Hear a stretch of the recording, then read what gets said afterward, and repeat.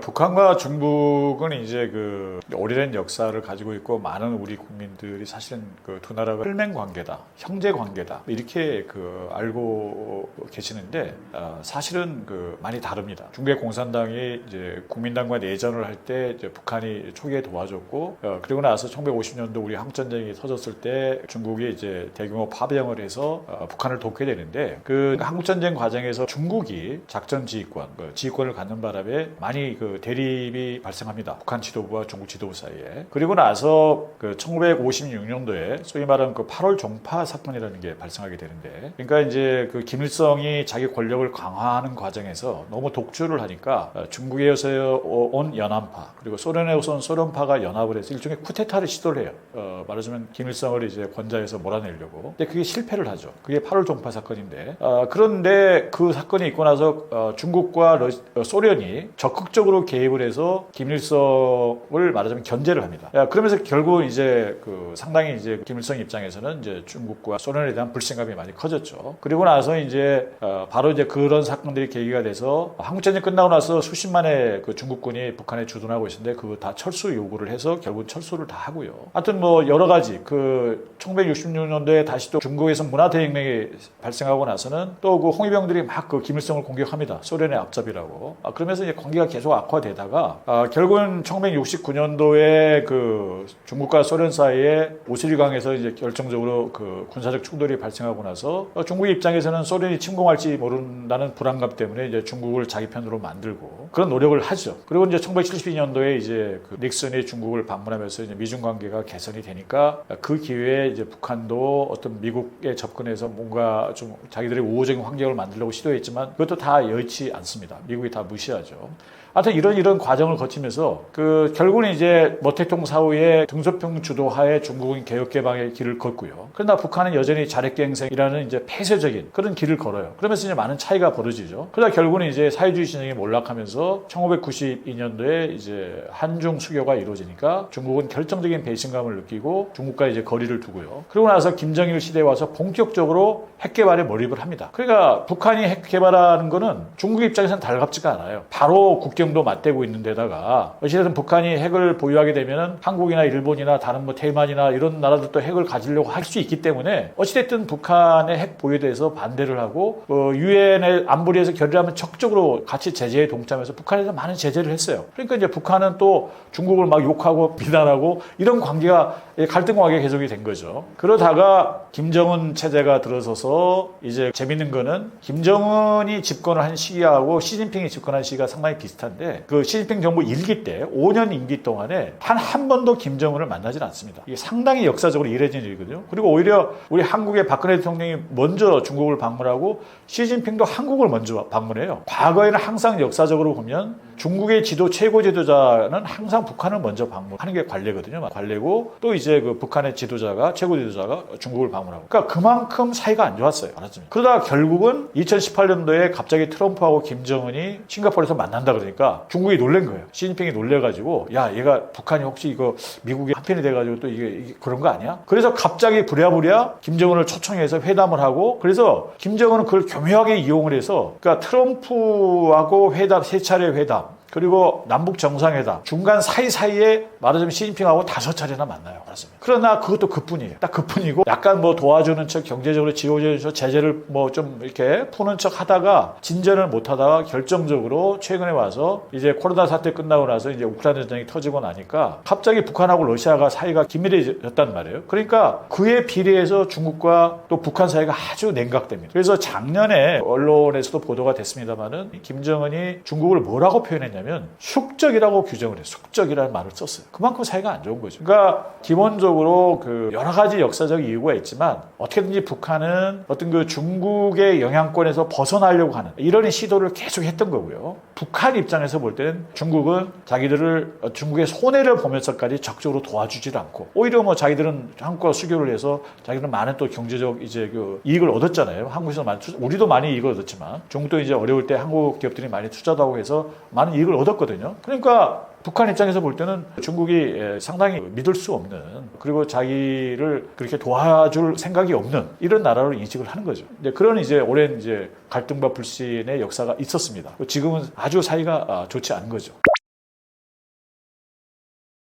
기나긴 역사 속에서 항상 중국은 자기들의 이익을 위해서 말하자면 북한을 약간 이제 좀 희생하는, 그러니까 한중 수교를 1990년도에 했는데 결국은 이제 북한 입장에서는 아주 치명적인 이제 그 어떤 안보상의 불안, 이제 좀 북한 입장에서 그렇게 느낀 거죠.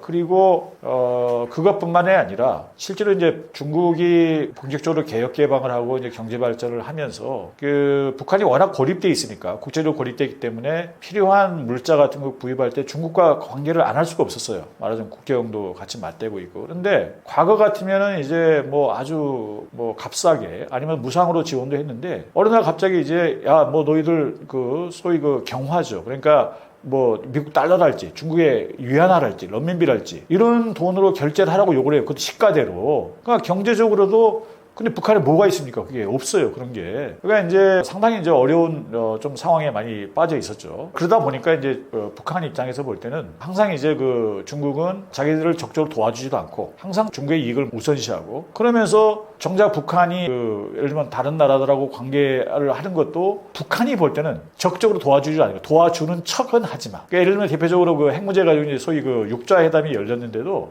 그래서 그 북한이 상당히 그 가자 회담을 싫어했어요. 말하자면. 왜냐하면 중국도 끼어 있고 물론 러시아도 끼어 있고 일본도 들어와 있지만 특히 중국이 주도적으로 어떤 그 한반도 문제에 개입하는 걸 되게 싫어했습니다. 북한은. 그래서 근본적으로 북한 입장에서 볼 때는 중국은 그 믿을 수가 없는 나라고 자기들을 적극적으로 도와주지 않고 이용만 하려고 한다라는 그 불만이 있는 거죠. 북한은 지금 이제 국제적으로 완전히 고립되어 있기 때문에 사실은 합법적으로 다른 나라와 무역을 하기가 어렵습니다. 어렵기 때문에 지금 엄청나게 많은 제재를 받고 있고요. 그러니까 유엔 제재, 뭐 하여튼 엄청나게 많은 제재 때문에, 그러니까 북한이 필요한 어떤 그 물품을 구입하는 통로는 어떻게 보면 밀수예요. 밀무역이죠. 말하자면. 근데 그게 이제 중국하고 국경을 맞대고 있기 때문에 중국을 통해서 이제 대부분 그런 이제 밀무역을 하고 아니면 이제 선박을 이용해서 해외에서 가져오기도 하지만 주로 이제 중국을 통해서 많이 가져오게 되죠. 근데 그거를 중국이 예를 들면 그런 밀무역을 엄격하게 단속을 한다, 규제를 한다 그러면은 그게 엄청난 충격이 되는 거예요. 말하자면. 북한에 들어갈 수 있는 물건이, 그러니까 북한이 뭐 이렇게 그 무상으로 공짜로 가져가는 게 아니라 돈을 주고 가져가는데도 말하자면 그 통로를 다 막아버리면은, 그러면은 이제 북한에 꼭 필요한 북한이 자체적으로 생산할 수 있는 상품의 이제 물품의 한계가 있기 때문에 필요한 물품은 이제 중국에서 구입을 하고 또는 중국을 통해서 다른 그 외제 물건을 구입을 해야 되는데 그 길이 막히는 거죠. 막히기 때문에 북한에게는 아주 치명적인 타격이 될 수 있어요. 그래서 중국도 과거에는 보면은 그런 밀무역을 많이 농감아줬거든요. 유엔 안보리 제재가 있었지만 그걸 느슨하게 이제 말하자면 실행을 하는 거죠. 제재를. 그런데 이제 최근에 와서는 아까 그 러시아하고 관계가 이제 북한의 관계가 긴밀해지면서 상당히 그 밀무역마저 엄격하게 단속을 한다는 그런 보도가 있었어요. 최근에는. 그러니까 이제 북한도 상당히 이제 불만을 가지고 있는 거죠. 그러니까 결국은 이런 경제적으로 북한이 중국을 싫어하지만 어쩔 수 없이 중국에 좀 의존해야 된다는 이 상황이 북한에게는 최악인 거예요. 어떻게든지 이 상황에서 벗어나고 싶은 거죠. 말하자면. 그러니까 더더욱 그 미국과 관계 개선을 원하는 거고 한국과 어떤 관계 개선할 필요가 있는 거고 경제적 이유가 아주 크다고 봐야 되는 거죠. 그 북한 입장에서는 가장 베스트 시나리오는 그 미국과의 관계를 개선하는 길입니다. 그러니까 지금까지는 최대 강대국이 미국과 적대적 관계에 있었고 그러다 보니까 군사적 안보 면에서 경제 면에서 엄청난 이제 불이익을 받고 살아왔는데 그러다 보니까 자기가 신뢰하지 않고 별로 이제 좋아하지도 않는 중국과 어쩔 수 없이 최소한의 관계를 유지할 수밖에 없었어요. 어떻게 보면 최악의 상황이죠. 그러니까 만약 미국과 관계를 개선해서 그런 안보상의 불안도 좀 해소하고 특히 경제적으로 미국이 좀 제재를 풀어주고 하면은 이제 얼마든지 다른 루트를 통해서 많은 필요한 물건을 구입할 수도 있고 자기들 경제 발전을 할 수 있기 때문에 이제 그 엄청난 이제 이익을 얻게 되는 거죠. 그러니까 북한의 입장에서는 기본적으로 미국과 중국의 이제 패권 경쟁이 이루어지거든요. 말하자면 날로 이제 격화되고 있는 이 상황에서 최대 생존 전략은 미국과 관계를 개선하는 거예요. 우선적으로. 그 미국과 관계를 개선하면 어떻게 돼요? 중국도 불안한 거예요. 너무 북한이 혹시 미국 편을 들지 않을까. 그러니까 중국도 오히려 북한한테 잘하는 거예요. 잘해야 돼요, 말하자면. 그래도 조금 이렇게 국제 관계가 그렇습니다. 국제 관계라는 건 국가 간의 관계는 항상 뭐 오르와 나승의 그런 관계가 아니에요. 그러니까 내가 미국하고 관계를 개선했으니까 중국과는 완전히 적대적으로 돌아섰고 이렇게 절대 하지 않습니다. 조금씩은 다들 애매하게 하면서 현실적으로 다 그렇거든요. 우리도 그렇고. 그러니까 어찌됐든 중국과도 일정 정도 관계를 맺어야 돼요. 어찌됐든 이제 국경을 맞대고 있고 여러 가지 관계를 해야 되니까. 그러니까 오히려 미국과 관계를 개선하면 중국도 더더욱 북한에 대해서 신경을 쓰고 더 이제 좀 잘하려고 하는 거죠. 너무 이제 북한이 미국 쪽으로 기울지 않도록. 그러니까 지금 이 단계에서 북한의 베스트 전략은 미국과 관계를 개선하는 겁니다. 그게 최대의 생존 전략이죠. 북한과 중국의 관계가 변화한다는 이야기는 결국은 미국과 북한의 관계가 변화한다는 것이거든요. 미국이 북한과 우호적 관계를 맺게 되면 북한과 중국의 관계도 지금까지는 전혀 다른 관계가 되는 거죠. 만약 북한과 중국 관계가 과거와 달리 조금 더 긴장된 관계로 되면 미국이 북한과 관계를 개선하면 당연히 중국 입장에서는 조금 더 긴장을 하겠죠. 북한에 대해서도. 이런 상황에서 이제 한국은 아까 말씀드린 대로 이제 북한과 우호적 관계, 적대적 관계를 청산하고 좀 더 우호적 관계를 내줄 수밖에 없고요. 그렇게 되면 중국 입장에서는 한국에 대해서 좀 더 신경을 써야 돼요. 사실은 역설적으로. 한국이 오히려 더 북한에 대해서뿐만 아니라 한국이 더더욱 미국으로 기울지 않도록 한국에 대해서도 좀 더 신경을 쓰고 잘 하려고 노력을 할 겁니다. 대표적으로 지금 아직 실행은 안 됐지만 중국이 지금 소위 한한령이라고 그래서 한국의 이제 문화 콘텐츠에 대한 많은 규제를 하고 있잖아요. 근데 그거를 규제를 좀 한한령을 해제하겠다라는 이야기가 최근에 일부 언론에서 보도가 됐어요. 아직 뭐 확정이 된 건 아닌데 저는 그 타이밍이 아주 기묘하다고 생각을 해요. 그러니까 뭐냐면은 트럼프 정부가 이제 2기 정부가 들어서 아주 공세적으로 이제 막 이제 나오니까 중국 입장에서는 긴장을 하는 거죠. 이게 트럼프가 이제 버나마나 중국을 겨냥할 텐데 지금 한국과 계속 이런 식으로 냉랭한 이렇게 거리가 있는 관계가 결과적으로 오히려 한국이 더더욱 미국 쪽으로 기울면은 중국의 손해다. 그러니까 이제 한국의 마음을 얻기 위해서 우리가 한한령도 좀 풀어줄게. 비자 같은 건 좀 이제 많이 좀 자유롭게 해줬잖아요. 그건 우리한테만 해당되는 건 아닌데. 그러니까 어찌됐든 중국 입장에서도 한국에게 조금 더 우호적인 제스처를 좀 취하는 거죠. 말하자면. 그게 말하자면 외교입니다. 외교. 말하자면 좀 밀고 당기는 관계죠. 그러니까 한국이 자기들이 생각하는 어떤 그 최후의 어떤 경계선이 있어요. 넘지 말아야 될 레드라인인 거죠. 그 사람들은 중국 사람을 그걸 핵심 이의라고 그러는데 주로 이제 타이완 문제에 관련된 여기를 침범하지 않는 이상 자기들이 조금 어느 정도 양보를 하더라도 말하자면 한국과 좋은 관계를 맺고 싶어 하는 거예요. 이제 한국 입장에서는 만약에 북미 관계가 개선이 돼서 동아시아 전체 여러 나라과의 관계가 이제 급격하게 변하고 뭔가 좀 더 어떤 다이내믹하게 변하게 되면 우리가 그런 틈새를 잘 발견해서 말하자면 이제 서로 좀 불필요한 어떤 마찰은 좀 줄이고 그러면서도 적절하게 긴장을 관리하는 이런 역할을 좀 해야 되겠죠. 말하자면 우리가 상당히 고난도의 게임이긴 합니다만은 그만큼 이제 우리가 좀 지혜로운 말하자면 좀 대처가 좀 필요한 시기입니다.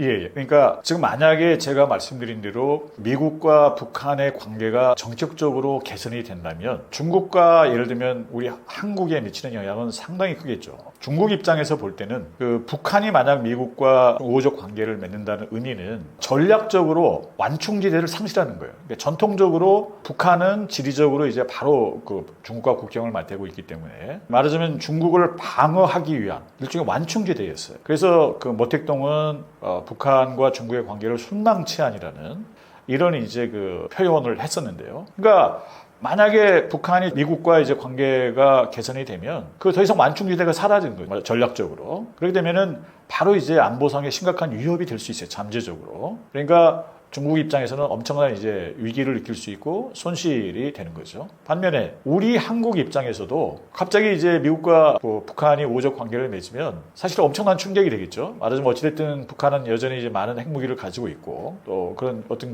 미사일도 가지고 있고 우리에게 안보상 위협이 되는데 지금 이게 완전히 핵도 비핵화도 되지 않은 상태에서 미국이 북한과 관계를 개선해버리면 우리 안보 위협은 어떻게 되나. 많은 국민들이 이제 불안해할 수 있는 거죠.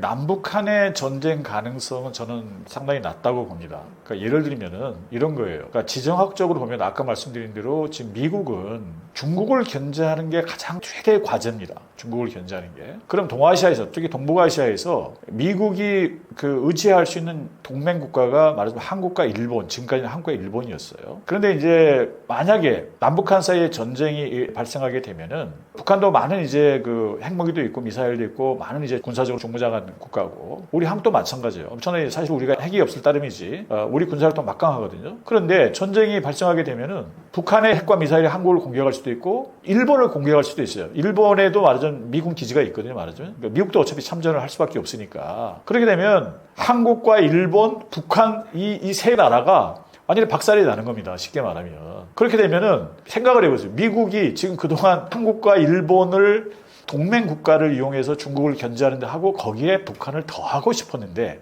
이 세 나라가 다 망가지게 되면 누가 어부지리를 얻겠어요? 결국 중국만 좋은 일이 되는 거죠. 말하자면 결사적으로 미국 입장에서는 절대 한국에서 한반도에서 전쟁이 일어나는 거는 막아야 되는 거고 결과적으로 그 전쟁이 터지면 이제 중국만 좋은 셈이 되는 거기 때문에 이익이 되기 때문에 그래서 저는 전쟁이 일어날 가능성은 상당히 낮다 이렇게 생각을 합니다.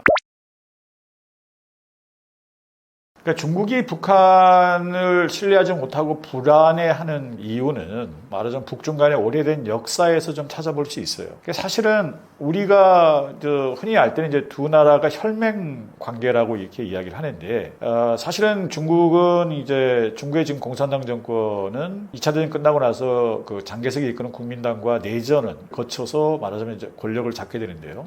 1949년에 건국을 하게 되는데 그때 사실은 북한이 많이 도와줍니다. 김일성이 오히려 중국 공산당을 그리고 나서 이제 한국전쟁 때 중국이 참전을 하게 되는데 오히려 한국전쟁에서도 인천 상륙작전을 통해서 북한이 이제 열세에 빠진 상황에서 중국군이 참전을 했기 때문에 북한군이 오히려 중국군의 지휘를 받는 밑으로 들어가서 이런 관계였어요. 그러다 보니까 서로 작전에 관해서 나중에 뭐 휴전 협상에 관해서 사사건건 대립이 많은 의견 차이가 있었어요. 그러면서 중국 지도부와 이제 북한 지도부 사이에 많은 이제 갈등이 생기고 이제 서로 불신이 이제 삭되게 된 거죠. 그래서 이제 이런 과정을 여러 과정을 거치면서 서로 간에 중국과 북한 사이가 티격태격하면서 이렇게 이제 왔는데 지금 최근에 와서 중국이 북한을 믿지 못하고 불신하는 거는 중국은 북한이 언제든지 기회만 되면 미국과 손을 잡고 또는 한국과 우호적 관계를 맺고 중국에 대해서 어떤 적대적 관계를 맺을 것이다라고 지금 생각을 하는 거예요. 기본적으로 중국은 북한이 언제든지 그럴 의사가 있다. 또 그런 시도를 했었거든요. 말하자면 과거에.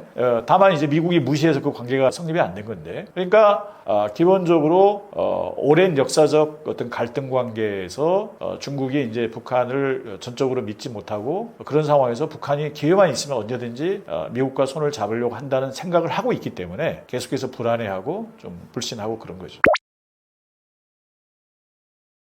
그러니까 북한은 이제 과거에 이제 중국과 일정한 관계를 맺고 중국에서 뭐 도움을 받기도 했습니다. 사실은.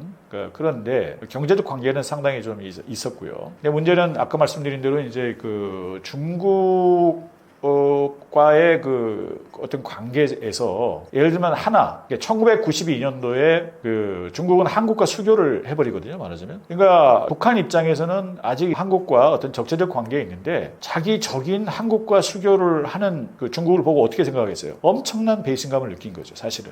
그래서 그 무렵부터 91년도, 92년도부터 계속해서 북한은 미국과 관계를 개선해서 자기도 미국과 수교를 해서 미국과 수교를 해야지 어떤 안보상의 이제 불안감도 해소가 되고 여러 가지 경제적 지원도 받을 수 있고 해서 그거를 엄청나게 시도를 했어요. 근데 그게 안 됐어요. 지금까지. 끝까지. 그러니까 기본적으로 북한은 어떤 중국에 대해서는 이제 배신감을 느끼고 기본적으로 일정한 이제 거리를 두면서 기회만 되면 미국과 이제 어떤 수교도 하고 관계를 개선하려는 노력을 해왔는데 지금까지 이제 미국과 관계 개선이 안 됐던 거죠. 여러 가지 이유로. 그러니까 기본적으로 북한은 중국과는 거리를 두면서 미국에 좀 더 가까이 다가가고 싶은 이런 오래된 노력을 해왔다. 이렇게 말씀드릴 수 있을 것 같습니다.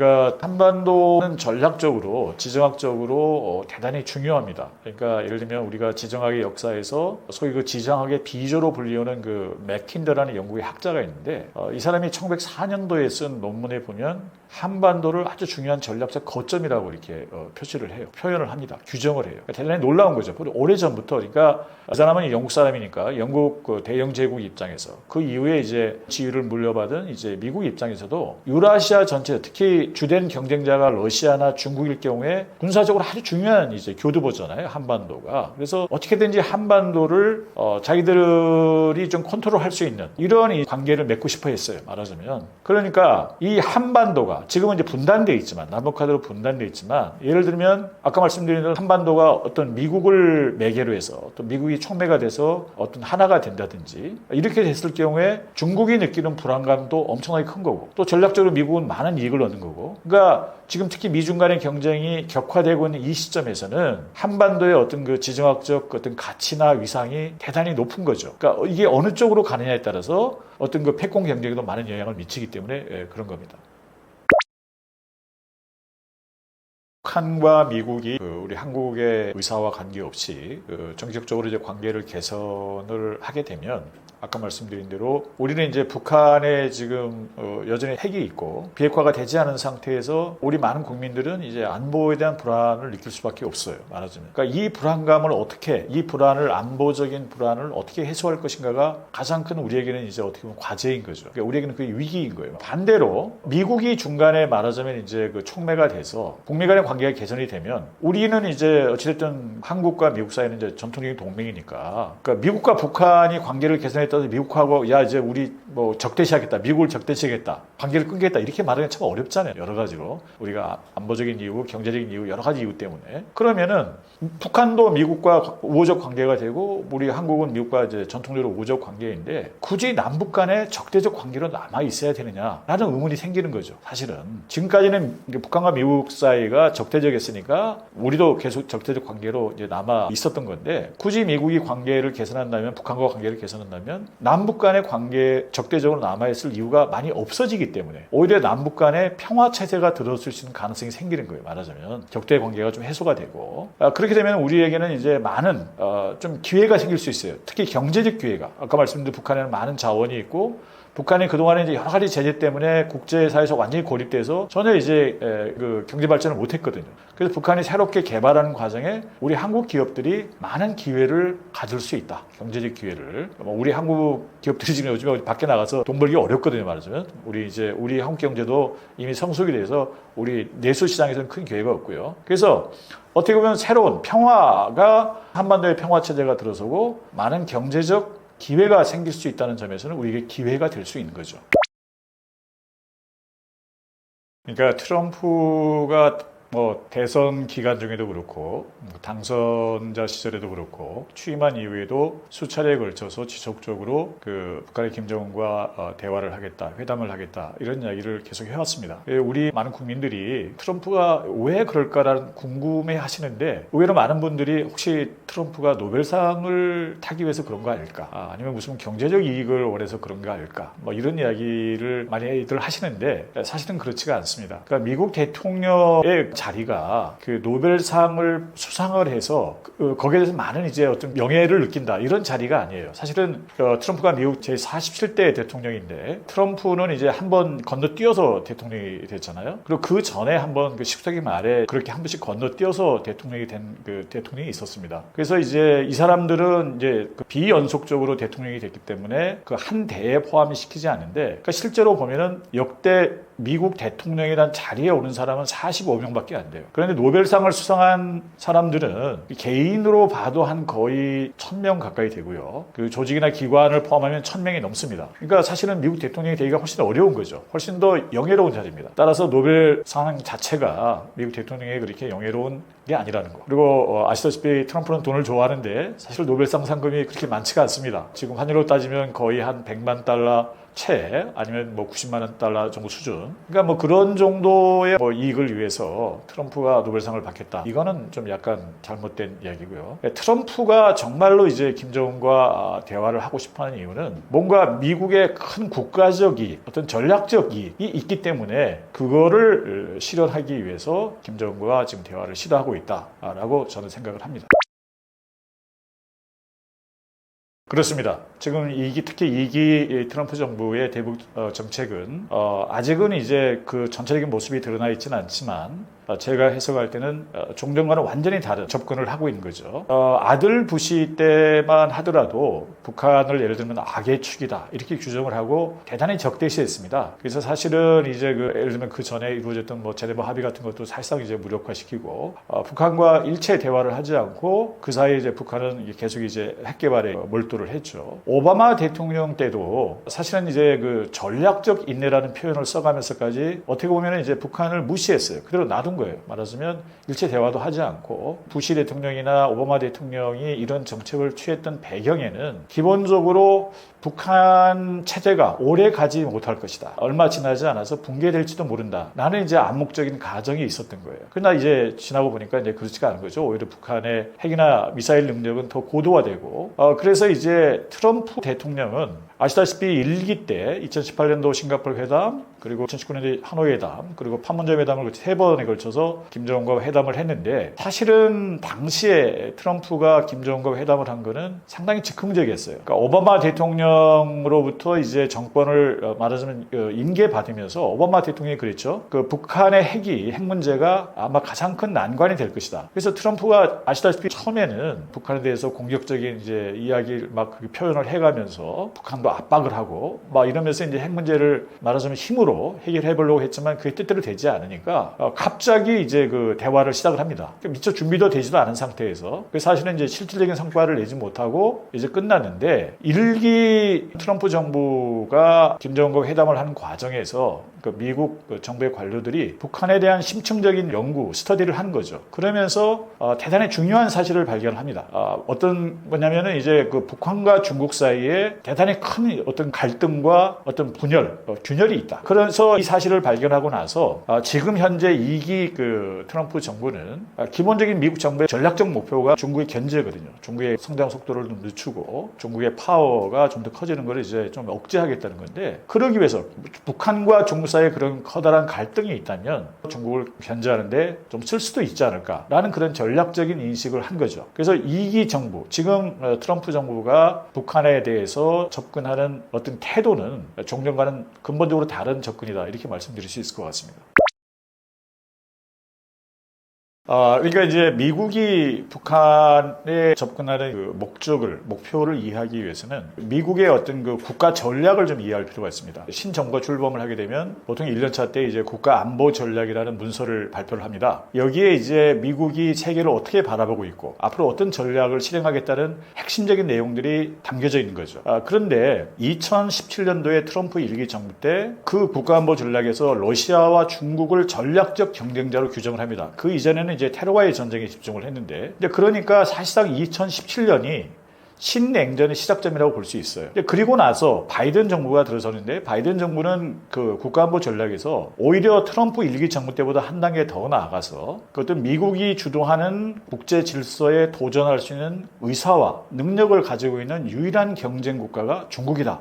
이렇게 규정을 했어요. 놀라운 사실이죠. 그러니까 미국은 민주당이든 공화당이든 기본적으로 사실상 중국을 유일한 경쟁 국가, 그러니까 중국과의 경쟁에서 이기는 게 전략적 목표가 되는 거예요. 그러니까 이 목표를 실현하기 위해서 나머지 국가들과 관계를 맺는 거고, 이 목표를 실현하는 데 도움이 되는 국가들과는 우호적 관계를 맺는 거고, 그게 방해가 되는 국가들과는 이제 적대적 관계를 맺겠죠. 그런 의미에서 아까 말씀드린 대로 북한과 중국 사이에 상당한 갈등이 있고 어떤 적대적 어떤 그 긴장이 있다라는 것을 발견한 현재 시점에서는 중국과의 경쟁에서 이기기 위해서 또 중국을 견제하기 위해서는 북한을 활용할 수 있는 어떤 그 가치가 상당히 있는 거죠. 그러니까 궁극적으로 미국이 원하는 전략적 이익은 중국의 힘을 약화시키는, 북한을 이용해서 중국의 힘을 약화시키는 겁니다. 지금 이제 미국이 중국에 대해서 느끼는 그 위기 의식이나 위기감은 대단히 큽니다. 그러니까 사실 어떻게 보면 중국은 미국이 만들어 놓은 국제 질서 안에서 미국의 도움을 받아서 오늘날의 슈퍼 강국으로 부상을 했어요. 그런데 지금 이제 아시다시피 중국이 이제 지금 현재 시점에서 보면 어떻게 보면 세계에서 세계 공장이라고 말할 만큼 제조업 대국이 됐거든요. 반면에 이제 미국은 많은 제조업이 약화돼서 제조업이 많이 공동화되고, 그래서 제조업이 커지면서 많은 돈을 벌어들인 중국이 엄청난 이제 군사력도 갖추게 됐습니다. 그러니까 전 세계 지도를 놓고 보면은, 지정학적으로 보면 이제 미국은 아메리카 대륙에 있지만 중국은 유라시아 대륙에 있는 이제 엄청난 큰 나라죠. 그러니까 미국은 항상 그 유라시아의 어느 강력한 국가가 출현해서 유라시아 전체의 어떤 지배력을 행사하는 국가가 출현하는 것을 막고자 합니다. 만약에 어느 국가가 유라시아 전체를 지배하거나 영향력을 행사하게 되면은 그 엄청난 파워를 갖기 때문에 나중에 미국에게 이제 큰 위협이 된다라고 인식을 하기 때문에, 그래서 중국이 더 이상 강해져서 유라시아 전체에서 어떤 지배적 힘을 갖지 못하도록 하려고 하는 거죠. 그러니까 지금 이제 중국이 계속해서 지금 제조업 능력도 커지고 군사력도 커지고, 거기에 나아가서 미국이 가지고 있는 어떤 금융 파워를 약화시키기 위해서 어떤 중국의 위안화, 런민비를 이용해서 새로운 어떤 국제 통화 질서도 만들겠다, 막 이런 말을 하거든요. 미국 입장에서는 이제 긴장을 안 할 수가 없는 거죠. 트럼프가 지금 이제 뭐 여러 차례에 걸쳐서 김정은에 대해서 러브콜을 보내고 있는데요. 크게 보면 아까 말씀드린 대로 중국을 견제하는데 같이 동참해달라. 이제 이런 메시지가 가장 핵심적인 메시지라고 생각을 하고요. 조금 더 작게 보면은, 두 번째로는 어찌됐든 북한이 지금 이미 상당한 핵무기를 보유하고 있고요. 전과자는 하나 50개 내외라고 이야기를 하는데, 실제로 얼마 정도의 지금 핵무기를 가지고 있는지는 잘 모르는 거죠. 그리고 이제 북한은 미국의 본토에 이룰 수 있는 ICBM을 개발을 했습니다. 이미. 미국 전문가들은 그렇게 보고 있어요. 그러니까 미국의 본토를 경우에 따라서 타격할 수 있는 핵무기를 탑재한 미사일이 미국 본토를 타격할 수도 있는 상황이 된 거죠. 그러니까 작게 보면 미국의 안전을 위해서 어떤 북한의 적대적 의사를 이제 좀 제거하는 이런 시도를 할 수도 있는 거예요. 그러니까 우호적 관계를 맺는 게 그만큼 미국의 안전에도 좀 유리할 수 있는 거죠. 그리고 세 번째로는 요즘에 미중 간의 경쟁이 좀 치열해지면서 최근에 중국이 말하자면 히토류를 이제 무기화시켰어요. 히토류 시장에서 중국이 차지하고 있는 시장 점유율이 아주 높거든요, 말하자면. 근데 이 히토류가 없으면 뭐 첨단 전자제품이나 심지어 뭐 무기도 만들기 어려워요. 그런 아주 중요한 소재인데. 그런데 이미 지금 미국 정부도 그걸 정확히 인식을 하고 있는데, 북한에 상당히 많은 방대한 지하 자원이 매장되어 있습니다. 지금 달러로 환산하면 한 7, 8조 달러, 경우에 따라서는 한 10조 달러 이르는 막대한 이제 자원이 매장되어 있는데, 그중에 상당수가 히토류예요. 그러니까 경우에 따라서는 일부에서 관측하기는 트럼프가 어차피 미중 간의 경쟁이 치열해지면은 다른 데서 히토류를 구해야 되는데, 말하자면 북한을 후보지 중 하나로 그렇게 이제 보는 게 아니냐라는 인식도 있습니다. 그러니까 크게 보면 세 가지 메시지를 던지면서 북한과 관계 개선을 지금 하고 싶어 하는 거죠.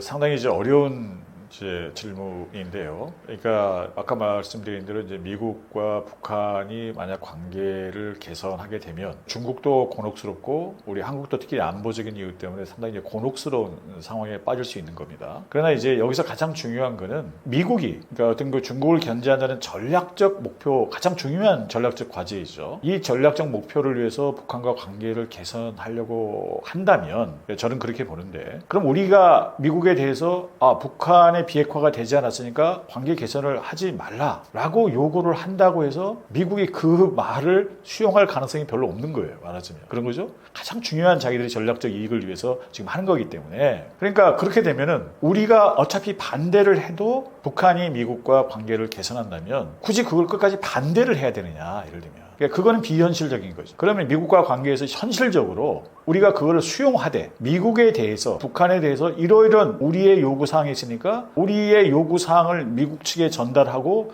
이거를 좀 관철을 시켜달라고 요구를 하는. 예를 들면 지금 북한이 지금 이제 한국과 지금까지는 아직은 적대적 관계인데, 북한이 한국과 적대적 관계를 완전히 없애도록, 적대적 의사가 사라지도록 이렇게 좀 만들어 달라, 예를 들면. 그래서 이제 더 이상 도발하지 않도록 이렇게 해달라고 우리가 요구를 할 수 있는 거죠. 그럼 미국이 북한과 협상 과정에서 여러 가지 조건을, 이제 그런 조건을 반영을 해서 북한과 협상을 할 수 있고, 그게 촉매가 돼서 남북 관계도 만약 적대적 관계가 해소될 수 있다면 보다 현실적으로 어떤 남북 관계가 또 개선될 수 있는 어떤 길일 수도 있는 거죠. 중국과의 관계에 있어서는 이제 중국 입장에서는 북한이라는 말하자면 완충지대가 사라지게 되면 이제 안보적인 불안감이 좀 더 커질 수 있습니다. 그렇게 되면은 그렇다고 중국이 북한이 미국과 관계 개선하는 걸 막기도 어려워요, 현실적으로. 왜냐하면은 중국은 이미 1992년에 한국과 수교를 했잖아요. 했기 때문에 그동안에도 계속해서 그 북한이 미국과 관계 개선하는 것을 자기들은 찬성한다 이렇게 이야기를 해왔거든요. 명분이 없어요, 말하자면.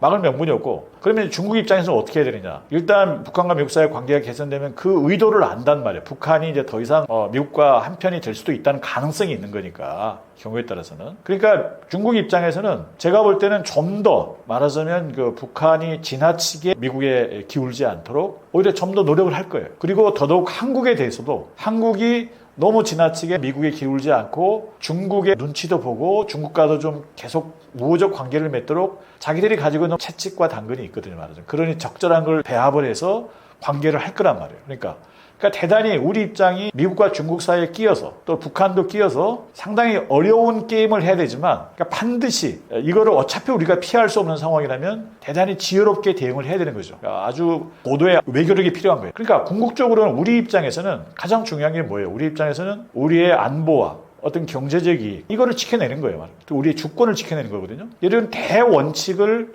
지켜가면서 결국은 미국이나 중국, 북한하고 관계를 맺어야 되겠죠.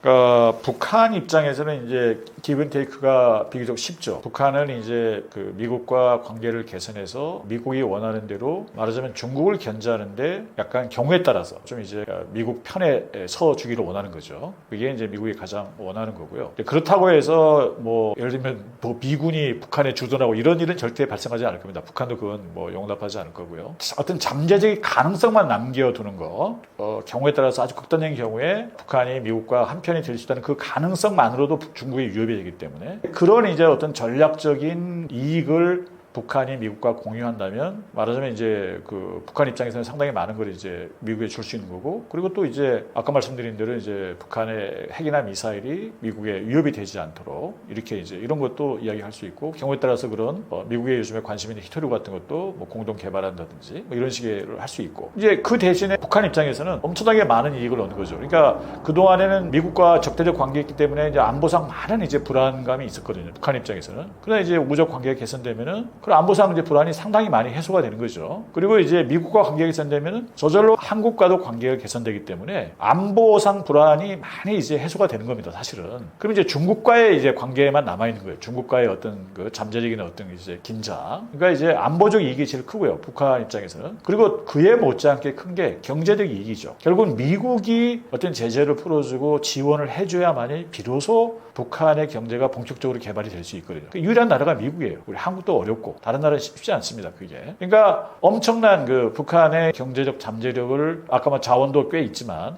북한이 가지고 있는 잠재력을 실현할 수 있는 그런 경제적 어떤 계기를 미국을 통해서 얻을 수 있다라는 게 이제 가장 큰 이익이 되겠죠. 그러니까 우리 한국 입장에서는 그러니까 이제 아까 말씀드린 대로 미국에 대해서 미국이 북한에 대해서 그런 식으로 전략적으로 접근하는 거를 우리가 반대한다 해서 어차피 미국이 그걸 뭐 중단하지 않으니까 자 그럼 그걸 우리가 용인해주는 대신 예를 들면 오케이 그러면 북한과 관계를 맺어라. 그 대신에 그러면 그걸 양보하는 대신에 우리가 얻어야 되겠죠. 아까 말씀드린 대로 북한이 한국에 대해서 어떤 더 이상 적대적 의사를 갖지 못하도록 도발하지 않도록 확실한 안전보장 대책을 마련해달라고 미국에 요구를 해야 되는 거고 그리고 나중에 이제 그 미국이 이제 어떤 제재를 풀어주고 지원을 해서 북한이 본격적으로 경제 개발을 하게 되면 우리 한국 기업들이 많이 참여할 수 있도록 그런 기회를 얻을 수 있도록 뭔가 이제 서로 좀 이야기를 해야 되겠죠. 그렇게 되면 그게 이제 우리가 얻는 거죠.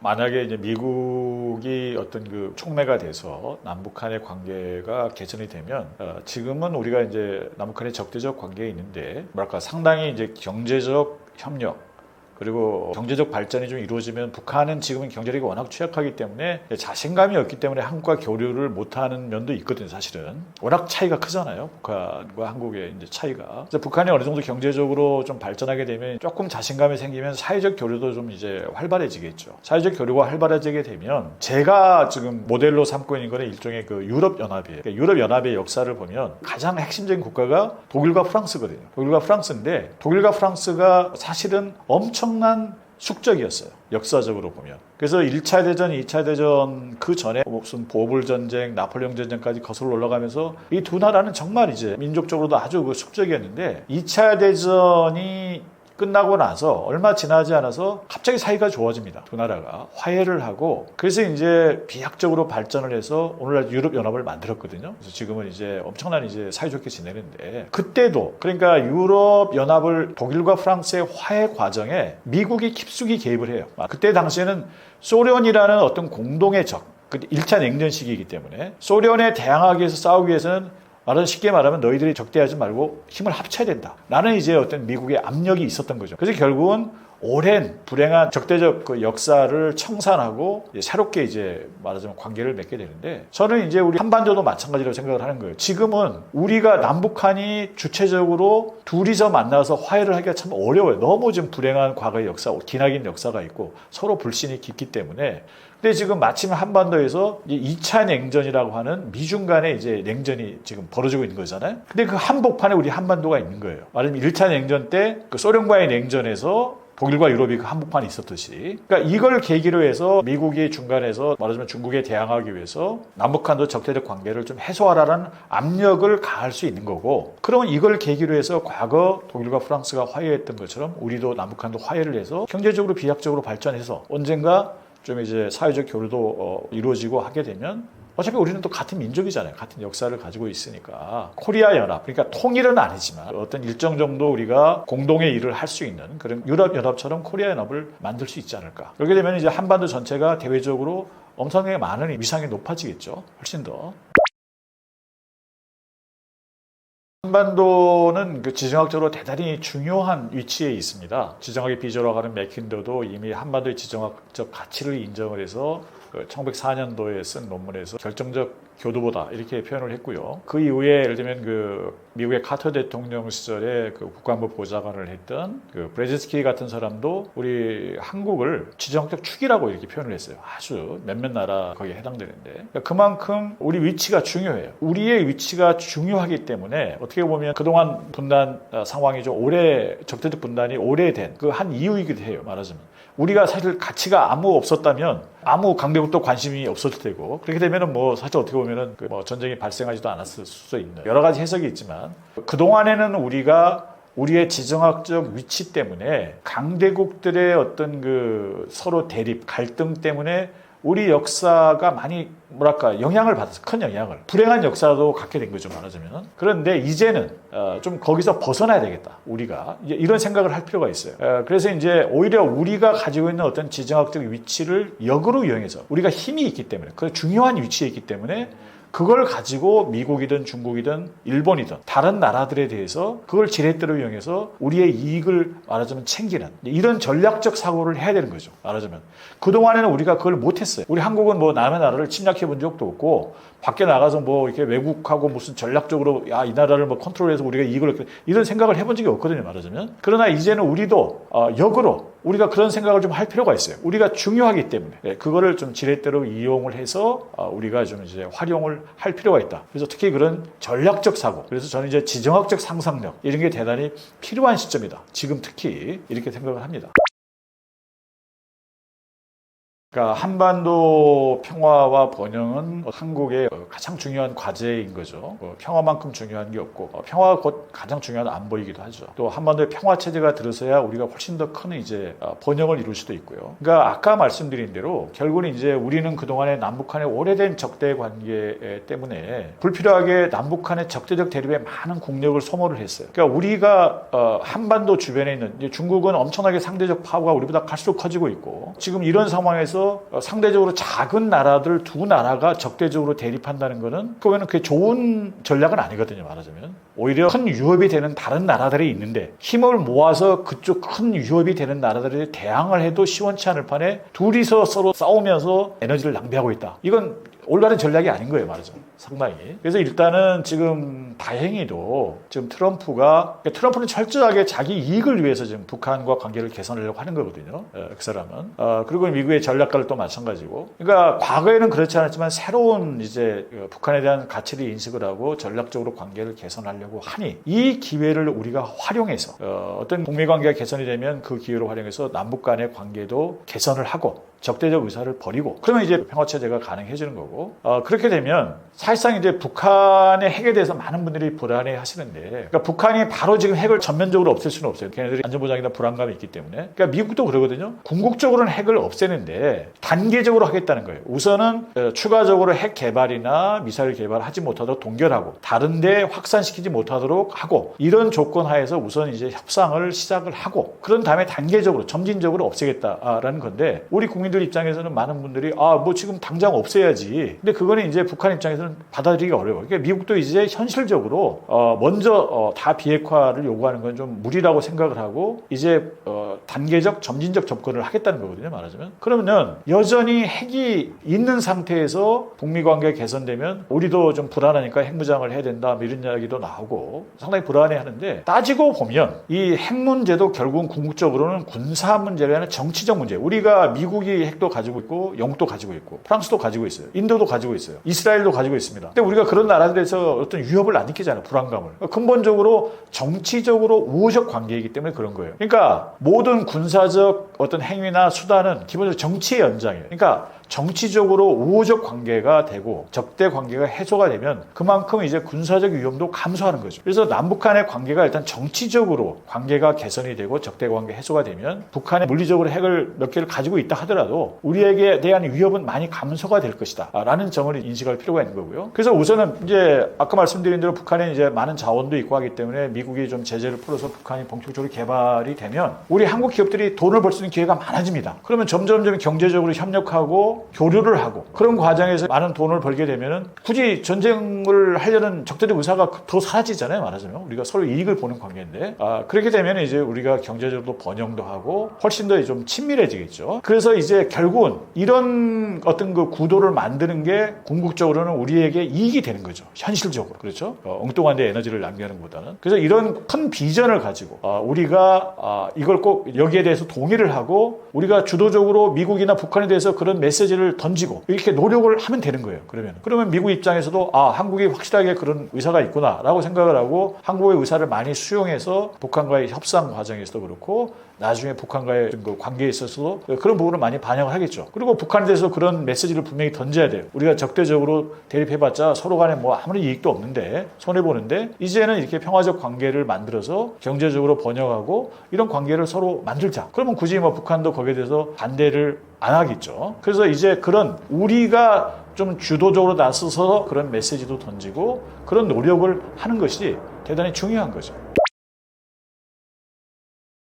한반도가 한국전쟁 이후에 그동안 이제 분단 체제에 있었습니다만은 지금 트럼프 2기 정부가 그 북한에 대해서 좀 더 우호적 전략적으로 접근하는 이 태도를 보이면서 제가 지금 이 트럼프는 김정은에게 무엇을 원하는가 책에서 이제 그걸 소상하게 밝혔는데요. 말하자면 한국전쟁 이후에 최대의 변화가 어쩌면 일어날 수도 있다. 조만간에. 그러니까 미처 우리가 상상하지 못했던, 준비하지 못했던 이런 상황이 어느 날 갑자기 닥칠 수 있기 때문에 사실은 제가 이 책을 쓴 가장 주된 이유는 이런 시나리오가 가능하기 때문에 미처 우리가 좀 준비를 하자. 우리는 어떻게 뭘 해야 될지 생각을 하고 준비를 하는 이런 이제 그 노력을 하기 위해서 이 책을 썼습니다. 그래서 여러분들도 지금 이제 국제 정세가 대단히 이제 그 유동적이고 가변적인 이런 상황에서 조만간에 어쩌면 우리 한반도에도 큰 변화가 닥칠지도 모르기 때문에 이런 여러 가지 가능성을 놓고 좀 상상해 보시면서 우리에게 가장 이익이 되는 현실적으로 가장 우리에게 최선의